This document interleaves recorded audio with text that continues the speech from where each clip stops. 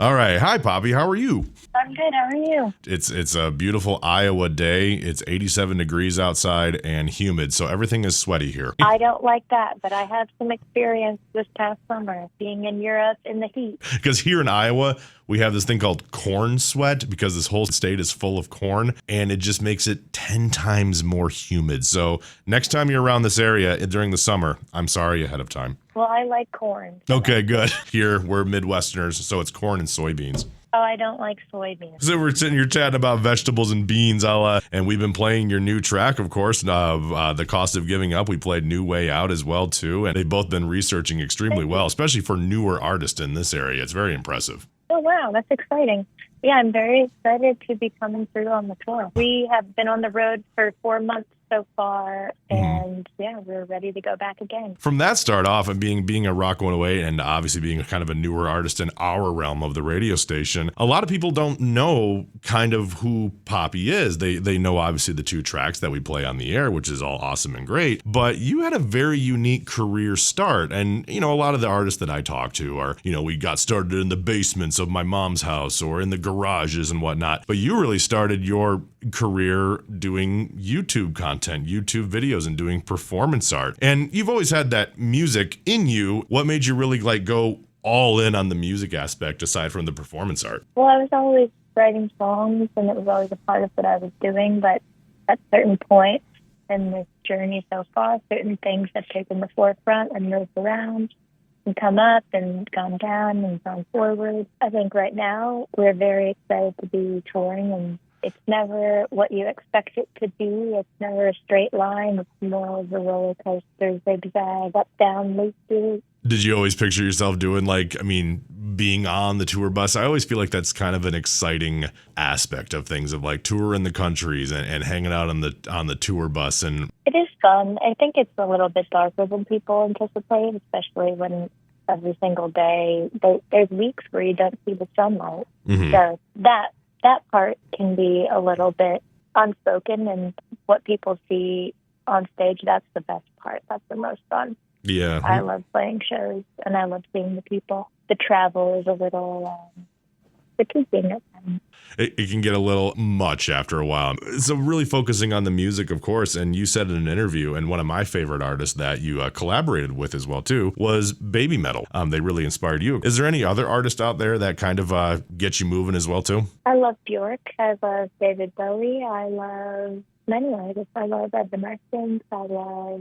There's just too many to list. The genre blending that you do, I mean, just saying Bjork and David Bowie, I see the David Bowie influence just in the look and such. Well, thanks, yeah, but I'm a big fan. I've always cited him as one of my favorites. You've collabed with a lot of my favorites, Fever 333, of course, Baby Metal, Knocked Loose. And I saw this picture of you. I don't remember where it was taken or what time it was, but you had artists like Jonathan Davis, Marilyn Manson, and a bunch of other guys as well, too. Is there any other artists that you would love to collab with? Of course. I feel like I keep it close to me.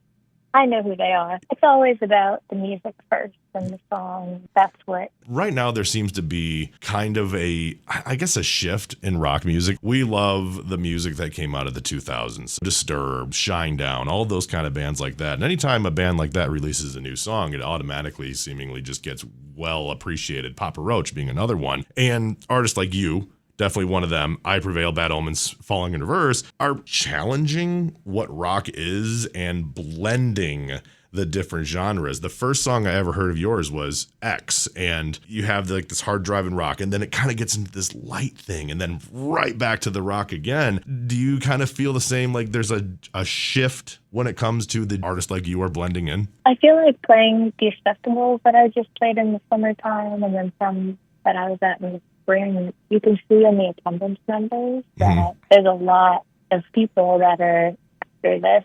They want to be there for the show and the experience. And I feel like it's a moment that's happening right now. Hopefully it lasts because I am enjoying it. It's a lot of fun to watch. And you were on tour with Avenged Sevenfold recently in their most recent album as well. Did you see? And I have another show with them coming soon. Yeah, exactly. So when you tour with an artist like that and essentially introduced to a whole new audience, from an artist perspective, when's that moment you feel when you're on stage, the audience eventually is like, ooh, I got to check this out? I think sometimes for us when we're on stage, both skepticism at first. There's like a couple songs, and you can see sometimes when it's going well, the phones start to come out and they start to loosen up. And that's fun for me to see. You know, people could watch you with their arms crossed and they're like, you know what, I think I'm into this. Mm-hmm. And that's got to be a fulfilling feeling. It's so much more than just watching a video online, being there in the moment. You know, you can never really fully encapsulate an experience of live music. And I think for people to spectate online and think they're getting it, it's so far off from what it is to actually be there. That might be like one dimension in a video on the internet. You're there in person and it's larger than life. And I encourage people to go to more shows. There's something very different. There's a community aspect behind it. There's the art of discovery, too. If you're going to one band and then you stumble across another one. It's a good summer.